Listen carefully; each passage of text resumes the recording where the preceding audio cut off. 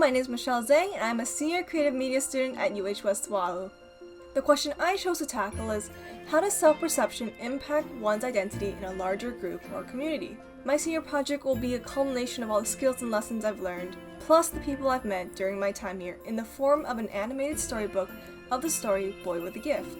This story was created and shared by Auntie Puanani Burgess, a kapuna and culture facilitator who has dedicated her life to creating communities all around the world, but especially in Hawaii, her community.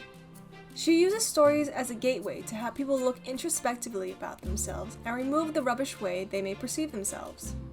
Combining Ike kapuna or ancestral knowledge and visual art techniques, I plan to create a storybook animation so then it can be more accessible for all. With it, I hope the messages of self-identity and community growth will be perpetuated for years to come. Join me on this journey as we create this project and form a beloved community for all. Bye!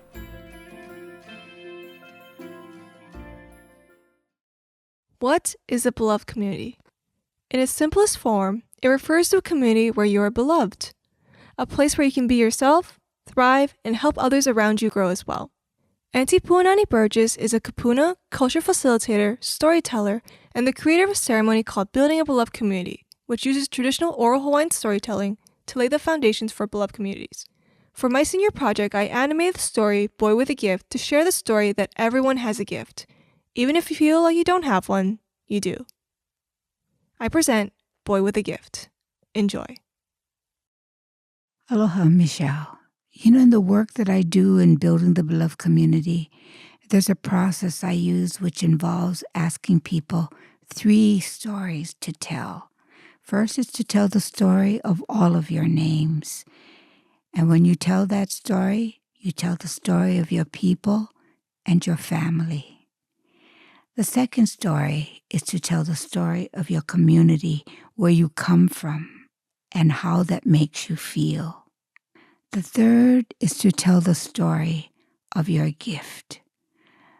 That often is the hardest story to tell because it requires you to dig deep and to really honor something that is inherent in you that oftentimes is not seen by others.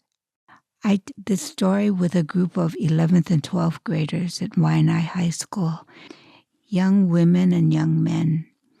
We sat in a circle and we went around the circle and each one of them told their 3 stories, their name, their community, and their gift. Until we got to this one young guy when it was his turn to tell his stories. He told the story of his name and his community, but when it came time to tell the story of his gift, he pushed back against me hard. And he looked at me straight in the eye and he said, "Miss, what kind of gift you think I get? I stay in this freaking special ed class. I get hard time read and math hard for me. And why you make me shameful ask me the kind of question, what's your gift? If I had gift, you think I'd be here?" So he just shut up and he shut down. And I felt shame because I made him shame. So I shut up and I shut down. Fortunately, in every community, there are always places where you can see everybody you like see and everybody you know like see. And so in Waianae, one of those places for us is Tamora Store. So I'm in Tamora Store and I'm pushing my wagon down the aisle and I see that boy and his back is faced toward me and all I can think of is run. And so I start to back up and I'm trying not to hit anything on the side and trying not to make any noise because I don't want him to turn around. I don't want him to yell at me and I don't want him to make me shame again. So I'm backing up and then he turns around and he looks at me straight in the eye and he says, "Auntie, I've been thinking about you, I've been thinking what my gift that Auntie told me I can give, so I better find him. So Auntie, I've been thinking about it, So I looked up at him and I said, "So brother, what is your gift?" He said, "I get hard time read and math hard for me.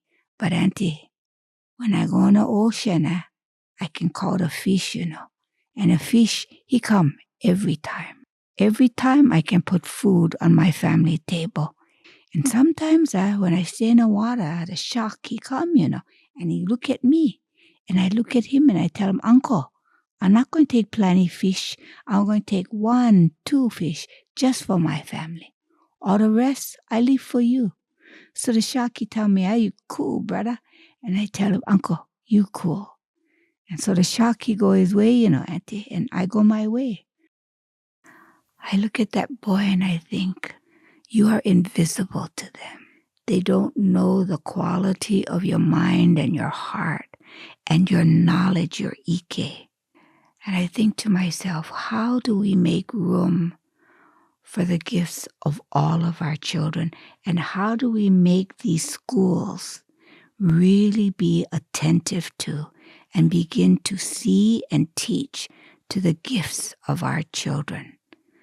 But it begins with each one of us thinking about and knowing that we have gifts and having the patience to wait for the answer. So my question to you is, what do you bring to your community? What is your gift? Mahalo.